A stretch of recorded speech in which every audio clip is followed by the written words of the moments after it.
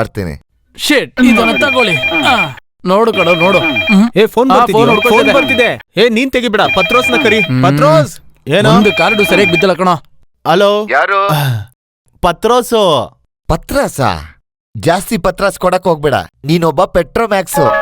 ಆಯ್ತು. ಲೈ ಮಕ್ಳೆಲ್ಲ ಹುಡುಗರು ಓದ್ಕಂತ ಅವ್ರೆ. ಇದೇನೋ ಅದೇನಿಲ್ಲ, ಇಲ್ಲಿ ಜೋಕರ್ ಅಂತ ಒಂದ್ ಸಿನಿಮಾ ರಿಲೀಸ್ ಆಗಿದೆ, ಚೆನ್ನಾಗಿದೆ. ಅದು ನೋಡಕ್ ಕರೀತಾ ಇದೀನಿ, ಬರಲ್ಲ ಅಂತವ್ರೆ. ಲೈ ಪತ್ರೋಜು, ನೀನ್ ಹೇಳೋದ್ ನಿಜಾನೇನೋ? ನನಗೆ ಯಾಕೋ ಡೌಟ್, ನೀನ್ ಅವ್ರ ಜೊತೆ ಸೇರ್ಕೊಂಡ್ ಸುಳ್ಳು ಹೇಳ್ತಿದ್ಯಾನೋ ಅಂತ. ಅಯ್ಯೋ, ನಾನ್ ಮನ್ಸಲ್ ಕೂಡ ಹಂಗೆಲ್ಲ ಅನ್ಕೊಂಡಿಲ್ಲ ಸಾರ್. ಅಷ್ಟು ಒಳ್ಳೆ ಹುಡುಗರು ಇವ್ರು.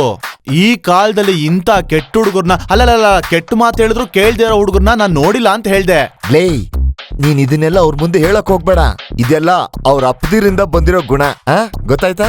ಅದ್ ನನ್ಗೆ ಯಾವತ್ತೋ ಗೊತ್ತು ಸಾರ್. ಲೇ, ಅವ್ರಿಗೆ ಊಟ ಗೀಟ ಎಲ್ಲ ಸರಿಯಾಗಿ ಕೊಡ್ತಿದ್ಯಾ ಏನೋ? ಕೊಡ್ತಿದ್ದೀನಲ್ಲ, ಹೊಟ್ಟೆ ತುಂಬೋ ತನಕ ಕೊಡ್ತಾ ಇದೀನಿ. ಮಟನ್, ಆಡು, ಚಿಕನ್, ಕೋಳಿ, ಕ್ರಾಬು, ಫಿಶು, ಪ್ರಾನ್ಸು. ಆಯ್ತು ಆಯ್ತು, ಜಾಸ್ತಿ ಎಗರಾಡ್ಬೇಡ. ಎಗರಾಡ್ತಿದ್ದೀನ? ನಾನ್ ಧ್ವಂಸ ಮಾಡ್ತಾ ಇದೀನಿ ಅಷ್ಟೇ. ಅಲ್ಲ, ಚಿಕನ್ ಫ್ರೈ ಮಾಡ್ಕೊಡ್ತಿದ್ದೀನಿ ಅಷ್ಟೇ ಎಂದೆ. ಯಾರೋ ಅಲ್ಲಿ ಕೈ ತರ್ತಾ ಇರೋದು? ಅದು ಕೈ ತಟ್ತಾ ಇರೋದಲ್ಲ, ಆ ಮಾರ್ಕೋಸು ಚಪಾತಿಗೋಸ್ಕರ ಇಟ್ ಕಲ್ಸಿ ಹೊಡಿತಾವ್ನೆ, ಅದಕ್ಕೆ ಆ ಸೌಂಡು. ಆಯ್ತು ಆಯ್ತು, ನೀನು ಕೆಲ್ಸ ನೋಡ್ಕೋ.